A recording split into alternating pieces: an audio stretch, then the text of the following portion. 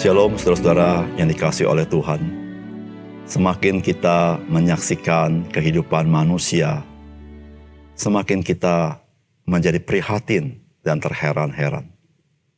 Namun saudara, ketika kita membaca firman Tuhan, maka kita tidak heran mengapa terjadi seluruh pergumulan kehidupan manusia dalam relasi satu sama lain.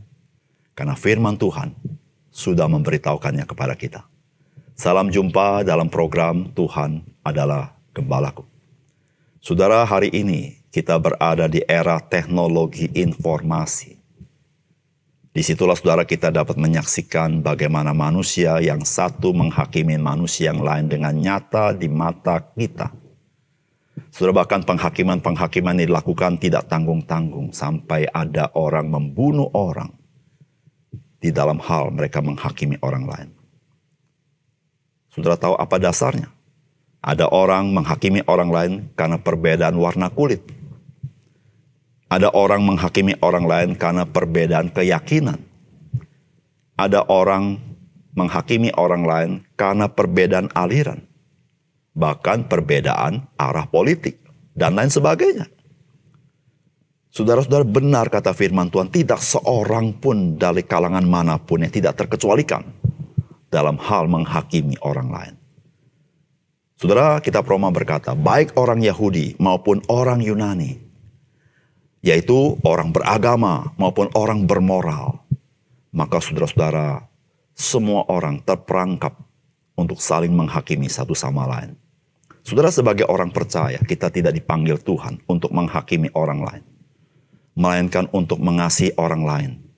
Bukan saja kepada yang baik kepada kita, tetapi juga kepada mereka yang tidak baik kepada kita. Saudara, mari kita membaca Roma pasal 2 ayat 1-11. Karena itu, hai manusia, siapapun juga engkau yang menghakimi orang lain, engkau sendiri tidak bebas dari salah. Sebab dalam menghakimi orang lain, engkau menghakimi dirimu sendiri. Karena engkau yang menghakimi orang lain melakukan hal-hal yang sama. Tetapi kita tahu bahwa hukuman Allah berlangsung secara jujur atas mereka yang berbuat demikian. Dan engkau, hai manusia, engkau juga menghakimi mereka yang berbuat demikian. Sedangkan engkau sendiri melakukannya juga. Adakah engkau sangka bahwa engkau akan luput dari hukuman Allah? Maukah engkau menganggap sepi kekayaan kemurahannya, kesabarannya, dan kelapangan hatinya? Tidakkah engkau tahu bahwa maksud kemurahan Allah ialah menuntun engkau kepada pertobatan? Tetapi oleh kekerasan hatimu yang tidak mau bertobat, engkau menimbun murka atas dirimu sendiri. Pada hari waktu mana murka dan hukuman Allah yang adil akan dinyatakan. Ia akan membalas setiap orang menurut perbuatannya, yaitu hidup kekal kepada mereka yang dengan tekun berbuat baik, mencari kemuliaan, kehormatan, dan ketidakbinasaan, tetapi murka dan geram kepada mereka yang mencari kepentingannya sendiri, yang tidak taat kepada kebenaran, melainkan taat kepada kelaliman. Penderitaan dan kesesakan akan menimpa setiap orang yang hidup yang berbuat jahat. Pertama-tama orang Yahudi dan juga orang Yunani. Tetapi kemuliaan, kehormatan, dan damai sejahtera akan diperoleh semua orang yang berbuat baik. Pertama-tama orang Yahudi dan juga orang Yunani. Sebab Allah tidak memandang bulu. Saudara yang dikasihi oleh Tuhan, Rasul Paulus pada bagian ini berbicara tentang perilaku dari manusia-manusia yang ada, yang ia klasifikasikan dengan Yahudi dan Yunani. Saudara, disebut Yunani dapat digolongan sebagai orang-orang non-Yahudi. Saudara, kedua golongan manusia ini saling menghakimi satu sama lain, karena mereka masing-masing merasa diri mereka benar dan orang lain salah. Namun Alkitab mengatakan bahwa sesungguhnya kedua-duanya melakukan kejahatan dan kenajisan yang sama. Apakah pesan firman Tuhan bagi kita? Saudara, yang pertama, semua orang berdosa sehingga tidak seorang pun, siapapun juga dia, yang berhak menghakimi orang lain. Karena dengan berbuat demikian, sebenarnya ia sedang menghakimi dirinya sendiri. Dan ia sendiri berada di bawah penghukuman Tuhan Allah. Saudara, inilah kata firman Tuhan, karena itu hai manusia, siapapun juga engkau yang menghakimi orang lain, engkau sendiri tidak bebas dari salah. Sebab dalam menghakimi orang lain, engkau menghakimi dirimu sendiri, karena engkau yang menghakimi orang lain melakukan hal-hal yang sama. Tetapi kita tahu bahwa hukuman Allah berlangsung secara jujur atas mereka yang berbuat demikian. Dan engkau, hai manusia, engkau yang menghakimi mereka yang berbuat demikian, sedangkan engkau sendiri melakukan juga, adakah engkau sangka bahwa engkau akan luput dari hukuman Allah? Saudara yang kasih oleh Tuhan, Rasul Paulus mengingatkan kepada orang Yahudi maupun non-Yahudi bahwa tidak seorang pun di antara kita yang berhak menghakimi orang lain. Karena tidak seorang pun di antara kita yang tidak bebas dari salah. Siapakah di antara kita yang bebas dari salah? Jikalau kita tidak pernah bebas dari salah, mengapa kita menghakimi orang yang bersalah, yang kita anggap salah? Kita bukan saja tidak bebas dari kesalahan, kita pun melakukan hal yang sama. Kejahatan yang sama, kenajisan yang sama. Sedangkan kita menghakimi mereka dengan menganggap mereka itu najis, mereka itu salah. Saudara yang dikasihi oleh Tuhan, saudara dengan menghakimi orang lain, sesungguhnya kita sedang menghakimi diri kita sendiri. Saudara, tidak seorang pun di antara kita yang adalah orang yang suci. Tidak seorang pun di antara kita yang mempunyai pikiran yang 100% benar. Tidak seorang pun di antara kita mempunyai hati yang begitu bersih. Dan tidak seorang pun di antara kita yang dapat berkata, saya lebih baik daripada kamu. Karena setiap kita di hadapan Tuhan, kita orang berdosa.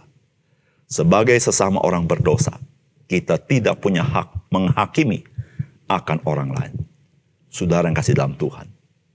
Oleh karena itu, saudara yang kasih dalam Tuhan, sebagai orang percaya, saudara, mari kita belajar mengasihi orang lain.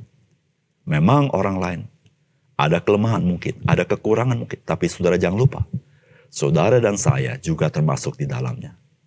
Tugas dan panggilan kita adalah bagaimana kita menjadi berkat bagi mereka. Bagaimana kita menolong mereka mengalami kasih Tuhan.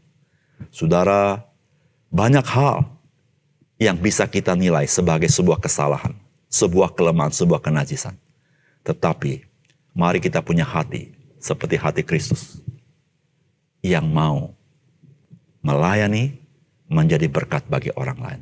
Bukan dengan semangat menghakimi. Yang kedua, saudara. Saudara, panggilan untuk bertobat merupakan ekspresi dari kekayaan kemurahan Tuhan, kesabaran Tuhan, dan kelapangan hati Tuhan kepada kita. Saudara, firman Tuhan berkata, maukah engkau menganggap sepi kekayaan kemurahannya, kesabarannya, dan kelapangan hatinya? Tidakkah engkau tahu bahwa maksud kemurahan Allah ialah menuntun engkau kepada pertobatan? Tetapi oleh kekerasan hatimu yang tidak mau bertobat, engkau menimbun murka atas dirimu sendiri. Pada hari waktu mana murka dan hukuman Allah yang adil akan dinyatakan. Ia akan membalas setiap orang menurut perbuatannya, yaitu hidup kekal kepada mereka yang dengan tekun berbuat baik, mencari kemuliaan, kehormatan, dan ketidakbinasaan. Tetapi murka dan geram kepada mereka yang mencari kepentingan sendiri, yang tidak taat kepada kebenaran, melainkan taat kepada kelaliman. Penderitaan dan kesesakan akan menimpa setiap orang hidup yang berbuat jahat. Pertama-tama orang Yahudi dan juga orang Yunani. Tetapi kemuliaan, kehormatan, damai sejahtera akan diperoleh semua orang yang berbuat baik. Pertama-tama orang Yahudi dan juga orang Yunani. Sebab Allah tidak memandang bulu. Saudara, Alkitab memberitahukan kepada kita apa yang sepatutnya kita berbuat. Yaitu bertobat. Saudara, tidak ada hal yang lain yang penting dari seorang yang berdosa kecuali dia bertobat. Saudara-saudara yang kasih dalam Tuhan, panggilan untuk bertobat itu merupakan ekspresi kekayaan kemurahan Tuhan. Ekspresi daripada kesabarannya kepada kita. Ekspresi dari kelapangan hatinya. Saudara, Allah tidak serta-merta murka untuk membinasakan kita. Tapi Tuhan begitu sabar menantikan kita. Bukan hanya sabar, dia begitu murah hati. Dia memberikan segala sesuatu termasuk firman-Nya supaya saudara mengenal Yesus. Dan saudara bertobat kepadanya. Saudara, Alkitab dengan jelas sekali mengatakan bahwa orang-orang yang berbuat jahat, Orang-orang berbuat tidak benar, tidak taat, mereka akan dan pasti binasa. Tetapi orang-orang yang bertobat dikatakan adalah orang-orang yang tekun berbuat baik. Mencari kemuliaan, kehormatan, ketidakbinasaan. Saudara, orang-orang ini bukan karena mereka berbuat baik mereka selamat. Bukan karena mereka mencari kemuliaan mereka selamat, kehormatan atau ketidakbinasaan sehingga mereka selamat, tidak. Tetapi karena mereka bertobat.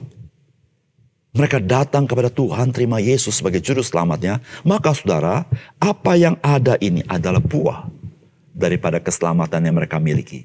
Dan itu tanda dia adalah orang-orang yang diselamatkan Tuhan. Saudara yang dikasihi oleh Tuhan. Hal yang patut kita lakukan adalah mari kita bertobat. Saudara, bertobat artinya saudara mengenal Tuhan yang mengasihi engkau, yang menawarkan pengampunan dosa bagi engkau dan saya di dalam Yesus. Pada saat itulah engkau mengenal dirimu. Betapa celakanya diri kita. Kita pasti binasa tanpa Tuhan Yesus. Saudara, di situ kita mengakui dosa. Dan kita berkata, Tuhan, tolong saya. Saya buka hati kepadamu. Selamatkan saya. Ampuni dosa saya. Berikan saya hidup yang kekal. Karena di dalam Yesus Kristus, saya boleh menerima pengampunan dan hidup yang kekal. Saudara yang kasih dalam Tuhan, orang-orang bijaksana bukan melihat orang lain lalu menghakimi mereka. Orang-orang bijaksana, dia melihat dirinya sendiri dan dia melihat tawaran kasih Tuhan. Dan dia bertobat datang kepada Tuhan. Dan dia dipakai untuk menjadi berkat bagi orang lain. Saudara, jadikanlah dirimu orang-orang bijaksana. Orang bijaksana adalah orang yang mengenal Tuhan Yesus sehingga dia mengenal dirinya. Dan dia mengenal dirinya. Dia boleh memperkenalkan Kristus kepada orang lain. Mari kita berdoa. Bapa surga, terima kasih untuk kebenaran firman-Mu. Kami bersyukur melalui firman-Mu kami mengerti apa yang terjadi di dunia ini. Sehingga ya Tuhan, ketika manusia saling menghakimi satu sama lain, kami mengerti bahwa dosa telah menutup mata kami. Sehingga kami lebih melihat hal-hal yang menjadi kekurangan orang, kesalahan orang. Tapi kami buta kepada diri kami sendiri. Kami menganggap diri benar. Kami menganggap diri kami suci. Kami menganggap kami ada di jalan yang benar. Kami menghakimi orang lain. Tetapi Tuhan, kami terima kasih. Sebagai orang percaya, Tuhan memberikan mata yang baru. Melihat orang lain sebagai orang-orang yang dikasih Tuhan. Supaya kami mengasihi, melayani, menjadi berkat. Tuhan tolong kami. Tuhan terima kasih panggilan pertobatan yang Tuhan panggilkan kepada kami. Merupakan ekspresi dari kemurahan Tuhan, ekspresi kesabaran Tuhan, dan kelapangan hati Tuhan terhadap kami orang-orang yang sebetulnya tidak layak di hadapan Tuhan. Tuhan terima kasih untuk firman-Mu. Dalam nama Tuhan Yesus kami berdoa. Amin.